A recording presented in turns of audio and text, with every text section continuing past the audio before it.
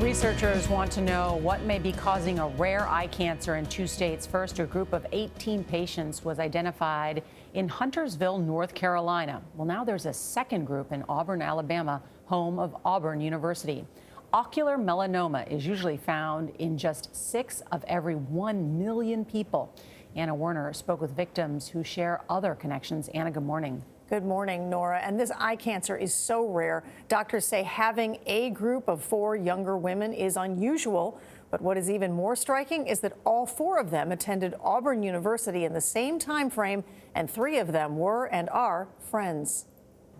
Friends often have something in common, but in this group, it's something no one would envy.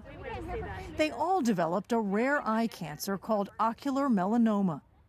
Julie Green was first. At age 27, she saw odd flashes of light. He said, there is a mass there. There's something there. I don't know what it is. It looks like it could be, a tumor. I mean, it's like you had just had the breath knocked out of you, And I just. In 2001, it was her college friend Allison Allred, 31 at the time.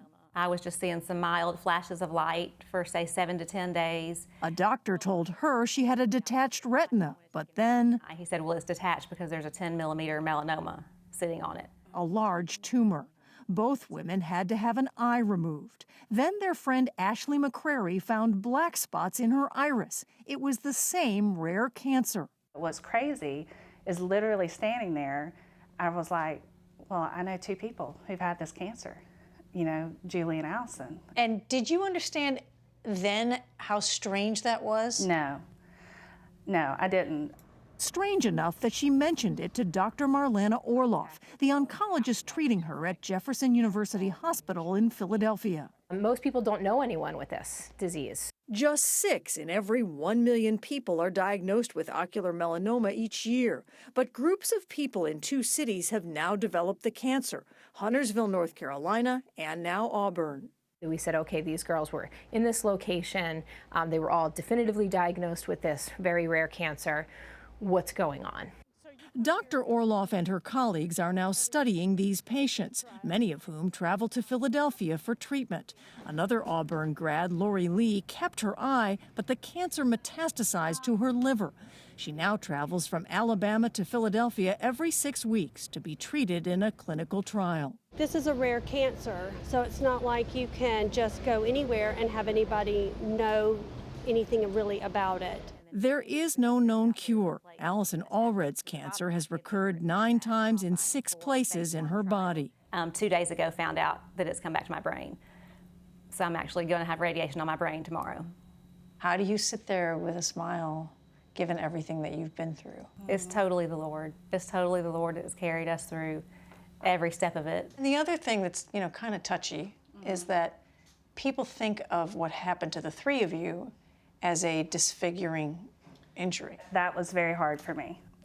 Growing up, the one thing that I liked about myself was my eyes. But their own struggles motivated them to help find other cancer victims. Ashley McCrary started a Facebook page. So far, she says 36 people have responded, saying they too attended Auburn University and have been diagnosed with ocular melanoma. We believe, and when we're looking at what's going on in Huntersville, North Carolina, and what's going on here, there is something that potentially links us together.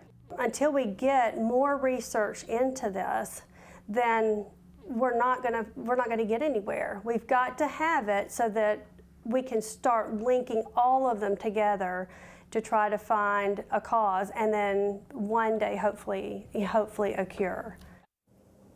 Now, Auburn University officials say they are hopeful that research and awareness will advance the prevention and treatment of this cancer. The Alabama Department of Health believes that it would be premature to determine that a cancer cluster exists. That's a very specific term, a cluster. And people want to say there's a cluster. Doesn't mean there's an actual cluster linked to one thing. Yeah, but that's an amazing coincidence. Amazing coincidences. And right now, everybody wants to know, well, what's causing it? Yeah. Right. Best that physicians could tell us from being in Philadelphia was that they think that there may be an environmental cause.